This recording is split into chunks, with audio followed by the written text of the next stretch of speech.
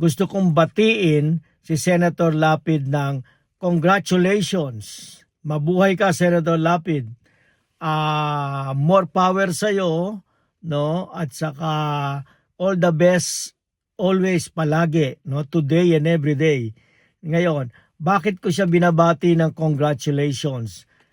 Kasi, no, nabalitaan ko, actually sinabi sa akin nung organizer ng AmerAsia, American Asian company yun, Los Angeles based dito sa Los Angeles, California, na bibigyan ng 2024 Life Achievement Award si Senator Lito Lapid.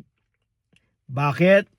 Dahil for most loved public servant at saka most enduring Philippine movie actor. No? So again, congratulations sa iyo, Sen, ha?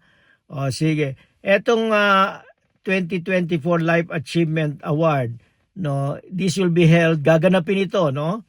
Gaganapin ito dito sa Hollywood, California. Doon gagawin sa yung sikat na Celebrity Center International Pavilion ng Church of Scientology. So doon bibigyan si Senator Lapid ng Life Achievement Award ng AmerAsia. Again, congratulations, Sen. Mabuhay ka, no?